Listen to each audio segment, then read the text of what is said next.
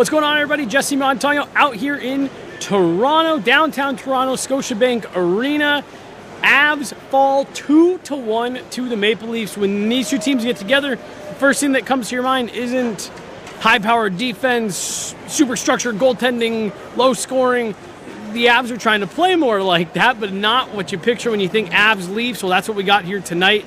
Either way, a couple funny bounces lead directly to both Maple Leaf goals, including one that goes off Devon Toews' stick. And then another one off the ref. We're going to get into all that. Got a few questions from you guys here tonight. Starting here with Jared. Has Nelson been disappointing? I keep waiting for some fire. He seems to be playing slow and a bit sloppy.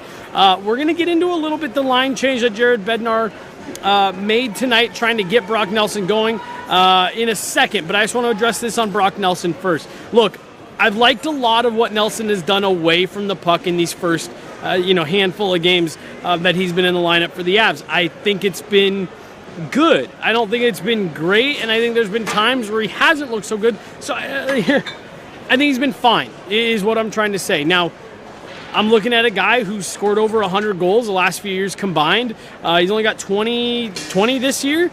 I want to see him shoot the puck more. He had a couple looks tonight where on two separate occasions he passed up on shots that I thought him, with his scoring ability, where he was on the ice, I would have liked to see him shoot that puck.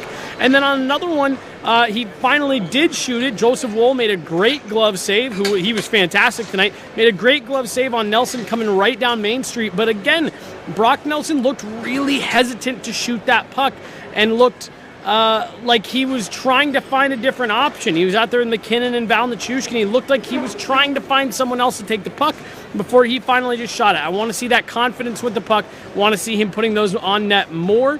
The Avs brought him here because not only of everything he can do away from the puck, defensive ability, big, strong, long reach. They brought him here because he can put the puck in the net. I want to see Brock Nelson start shooting the puck more. Here from Stacy. I'm still mad about the ref assists. Everything seemed to fall apart after that. And look, I agree.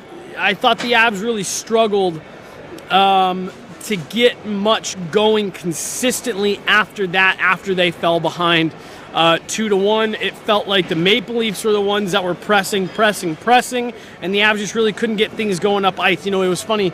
We laughed here in the building because when that happened and the Maple Leafs failed to get the puck deep, there was boos all coming from everywhere in this arena. Fans mad at the refs. Well, that ends up springing an odd man rush, broken play. Really nice shot that beats Mackenzie Blackwood. So I'm with you. I thought things kind of fell apart a little bit after that. I don't take it as the Avs not being able to bounce back, but just it kind of flipped the momentum, and the Leafs seemed to feed off it. The building got into it for the first time tonight. So definitely an interesting play that changed a lot going forward. Now, here we go. Thoughts on the Nate, Brock, and Val line. So, look, I actually asked Jared Bednar about this. Let's have him answer it. Well, I thought they did some good things at times. That's why I kind of left them together. You got a shift in the first period was really good. They had a shift to start the second was really good. So I thought I'd give it a look, But it looked to me like probably Brock feels a little bit more comfortable in the middle of the ice where he's played his whole career. But I wanted to try and spark him a little bit and give him a chance to play with Nate and Val, because I thought both those guys were playing well. So we'll reevaluate it and decide on what we're going to do for tomorrow. But I think it's good to get different guys playing with one another, even though we're running out of time in the year. I think we still have a little bit of experimenting to do with our lines. So, look, he mentions there trying to get a spark out of Brock Nelson, that he liked some things he saw. But you notice that line there where he says, I think Brock is more comfortable in the middle of the ice. I like that Jared Bednar's trying things. We've heard from him in the past. He likes to experiment, make sure knows what his options are by the time you get to the postseason if you're having to mix things up.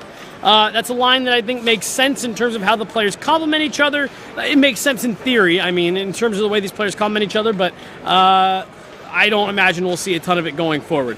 Last one here. If a ref interferes, why isn't the play dead? Seems stupid to allow that. Officials are treated the exact same way as the boards, the stanchions on the glass, funny cutouts in the boards. If a puck goes off a ref, it is considered a live play. play doesn't stop. Like I said, they are considered to be part of the rink. So while it's an unfortunate bounce for the Avs here tonight, that's the way it goes. As Nathan McKinnon said in the locker room after, it's 82 games. You're going to end up with some bounces like that end up in the back of your net. That's going to do it here from Toronto. We are continuing on in this road trip. We'll be bringing you guys a lot more great coverage. We'll have more Pucks and Prosecco this week, another episode of Gorilla Sports Off Ice this week. But that'll do it from Toronto. Avs dropped this one 2-1 to the Maple Leafs.